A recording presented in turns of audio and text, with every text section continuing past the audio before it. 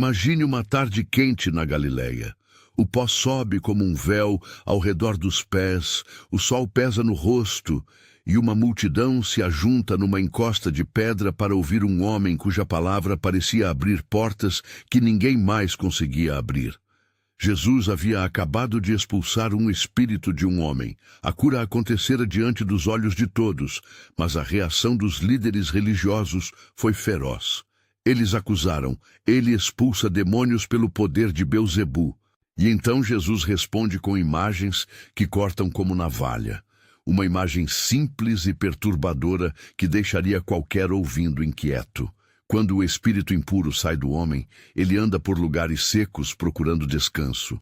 Não encontrando, volta para sua casa, e a encontra varrida e arrumada. Então volta e traz consigo outros 7 espíritos piores do que ele, e a condição daquele homem fica pior do que antes. Sai um, volta 7. Como pode isso acontecer? O que essa cena quer nos dizer sobre libertação, vazio espiritual e a urgência de verdadeira habitação pelo Espírito de Deus? Se essa pergunta mexe com você, comenta agora qual imagem te inquietou mais: o deserto, a casa vazia ou os 7 espíritos? Para entender como acontece, precisamos antes entrar no universo de crenças do primeiro século. Para o judeu médio daquela época, o mundo espiritual não era uma teoria distante, era uma realidade que interagia com a vida cotidiana.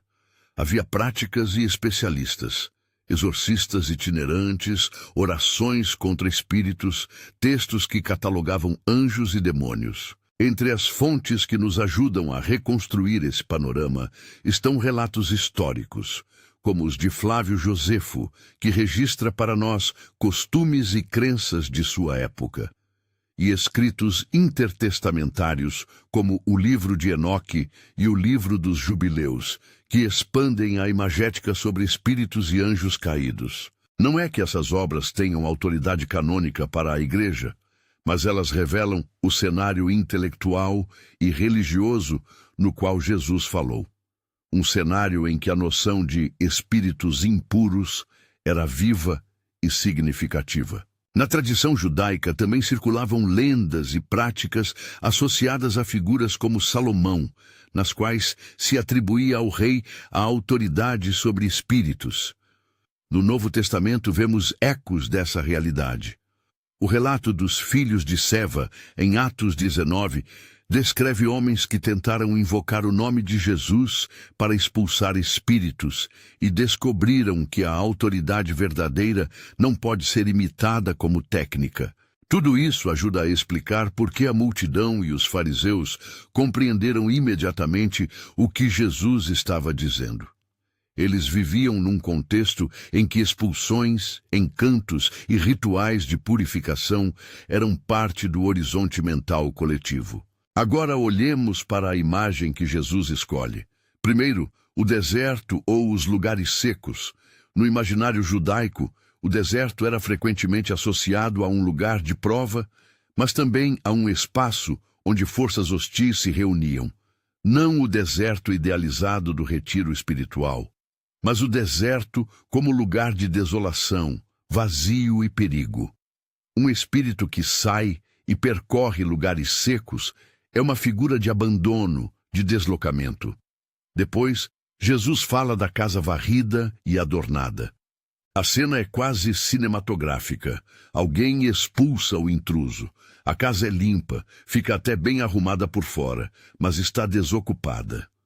A limpeza sem habitação é a chave aqui. Uma aparência reformada que não contém vida interior. Finalmente, o número 7. No mundo bíblico, 7 é símbolo de totalidade, de plenitude. Quando Jesus diz que o Espírito volta com outros 7, a imagem não pretende dar uma estatística, mas pintar um quadro de plenitude do mal, uma condição profundamente agravada. O cerne do problema, tal como Jesus o apresenta, não é exclusivamente técnico. Não se trata de uma fórmula mágica pela qual remover um espírito obrigatoriamente abre espaço para 10 outros. O ponto é pastoral e teológico. Existe o risco real de que uma libertação que não seja acompanhada de habitação verdadeira, de transformação interna, termine em piora. Pense na política. Substituir um líder corrupto por outro que apenas adere às mesmas práticas falsas sem converter o coração da comunidade pode agravar a decadência. No plano espiritual, expulsar um demônio sem que a pessoa receba o Espírito que santifica e guarda pode deixar um vazio vulnerável, uma casa aberta à ocupação. Ligar essa imagem de Jesus aos profetas do Antigo Testamento ajuda a ver sua profundidade. Jeremias e Ezequiel são especialmente úteis. Jeremias denunciou o culto vazado e a religiosidade que trocava a aliança por práticas externas. Sua preocupação era com o coração do povo. O seu coração trouxe idolatria, e não apenas com o ritual. Ezequiel, por sua vez, fala com força sobre a necessidade de Deus dar um coração novo. Darei a vocês um coração novo e porei um espírito novo dentro de vocês. Ezequiel 36, 26, 27. Esses profetas insistem que a purificação externa é inútil se não há uma transformação interna promovida pela ação de Deus. Jesus recoloca essa tradição profética num quadro imediato. Se o povo prefere manter a aparência e rejeita a presença do reino, a limpeza ritual fica vazia e exposta. Voltando ao contexto do confronto entre Jesus e os fariseus, a acusação de que ele expulsava demônios pelo poder de Belzebu é, na verdade, uma tentativa de desacreditar sua autoridade. A resposta de Jesus, usando essa parábola, demonstra que expulsar demônio é sinal de que o reino entrou, mas também adverte que expulsões sem arrependimento e sem acolhimento do reino não resolvem o problema mais profundo. É uma crítica dirigida aos líderes que prezavam pela observância e pela aparência, mas resistiam à mudança interior que Jesus proclamava. Assim, o ensino não é um manual de exorcismo, nem uma lei mecânica do mundo espiritual. É uma advertência contra a superficialidade religiosa.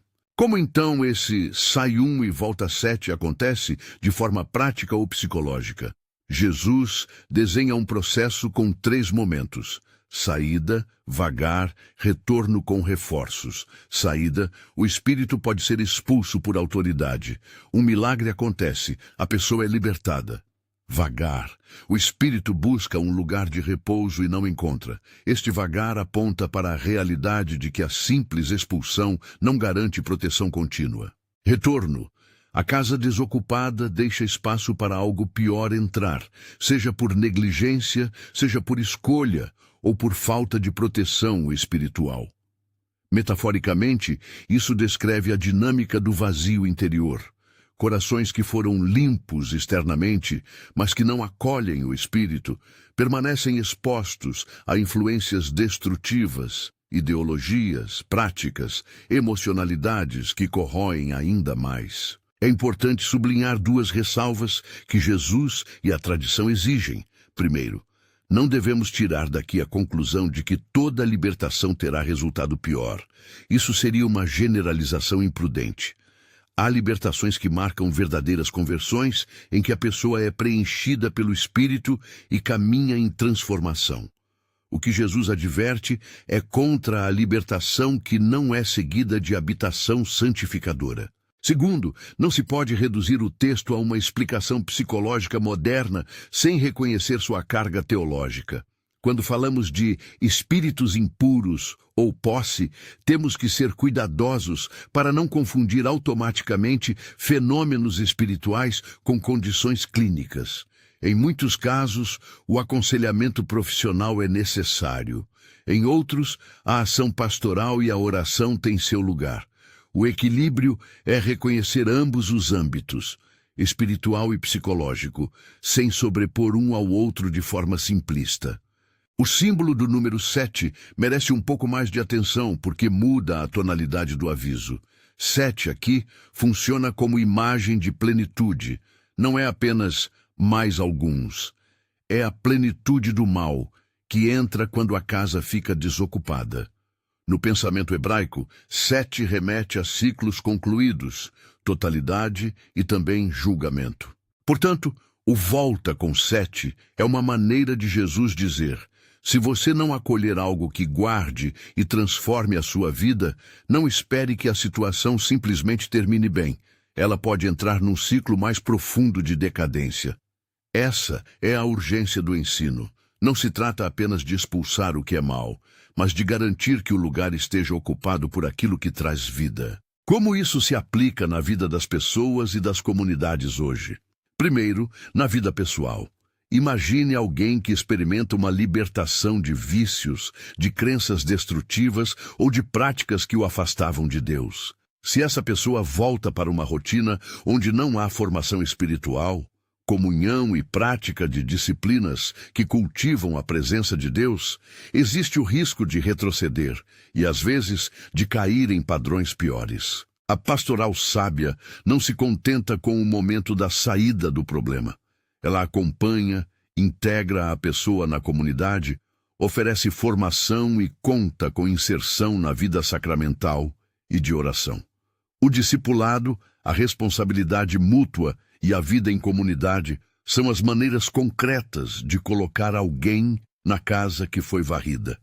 Na vida da igreja ou de uma nação, a parábola alça voos maiores. Uma reforma externa, ritos consertados, prédios arrumados, normas morais impostas, não substitui a presença do Espírito no meio do povo.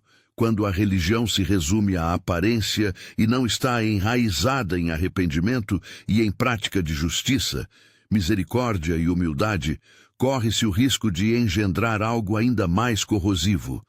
Legalismos que sufocam a vida, hipocrisia que destrói testemunho ou respostas ideológicas mais perigosas. Jesus, ao falar disso, está advertindo tanto o indivíduo quanto a coletividade. A alternativa à habitação por Deus é um vazio que tende a ser preenchido por forças contrárias ao reino. Que práticas concretas evitam essa situação e ajudam a preencher a casa? Primeiro, o chamado profético continua atual. Um coração novo e um espírito novo, Ezequiel 36, não se substituem por rotina. Isso significa cultivar a espiritualidade pessoal, leitura bíblica que transforma, oração que transforma o desejo, arrependimento contínuo que corrige o caminho. Segundo, inserir-se numa comunidade que pratica a presença de Deus, aquela que confessa, discipula, confronta em amor e sustenta. Comunidade verdadeira é a arquitetura que impede que a casa fique desocupada. Terceiro, acompanhamentos práticos após experiências de libertação. Acompanhamento pastoral, terapia quando necessário, grupos de acompanhamento, discipulado intencional. Quarto, alimentar-se de sacramentos e sinais. Participação simbólica na vida da comunidade que reafirma a presença e compromisso com o reino. Nada disso é uma receita mágica, mas são meios coerentes para que a limpeza produza fruto duradouro. Há ainda um aspecto estratégico no ensino de Jesus direcionado aos fariseus. O alerta é também sobre responsabilidade. Quando se tem poder, autoridade religiosa, liderança, existe uma responsabilidade maior de não criar cenários vazios. Líderes que eliminam comportamentos ou correntes culturais sem promover conversão de coração correm o risco de ver o que combateram retornar mais forte. A história da Igreja está cheia de exemplos em que reformas meramente institucionais não produziram vida. Por isso, a exortação de Jesus é dupla: reconhecer a realidade do mal e agir com coragem para expulsá-lo, mas sempre com o cuidado de promover habitação sincera pelo Espírito de Deus. Ao mesmo tempo, é preciso evitar o sensacionalismo. A imagem dos 7 pode ser usada por charlatães para criar medo, e o discurso sobre expulsões pode virar espetáculo. Jesus não quer espetáculo, quer transformação. Não devemos, portanto, apresentar experiências espirituais como fórmulas de sucesso, nem vender técnicas que prometam casa plena sem processo. A verdadeira proposta é relacional. Acolher o reino como presença que transforma do interior para fora. Uma pergunta prática que você pode levar consigo esta semana é direta e pessoal. Quem habita dentro da sua casa? Faça um inventário honesto. Há práticas e rotinas que mostram ocupação pelo espírito? Há pessoas que testemunham seu crescimento? Você participa de uma comunidade que segura seus passos? Se sua casa está apenas varrida, quais passos concretos você pode dar para convidar a presença de Deus a entrar e permanecer? Talvez seja a hora de buscar alguém para caminhar com você. Um líder, um grupo de discipulado, um orientador pastoral, e começar práticas regulares que nutram esse preenchimento. Oração diária que vai além do pedido rápido. Estudo da Escritura que questiona e transforma. Confissão e reparação quando necessário. Antes de encerrar, quero trazer de volta a atenção inicial. Jesus falou isso no meio de um debate, não numa palestra acadêmica. Ele estava confrontando uma religiosidade que fingia ser reforma enquanto mantinha o coração fechado. Sua palavra soa como um convite e um aviso. Para quem ouve, há sempre a possibilidade de mudança real. Libertação sem habitação não é destino inevitável. É risco evitável quando a conversão acontece de dentro para fora.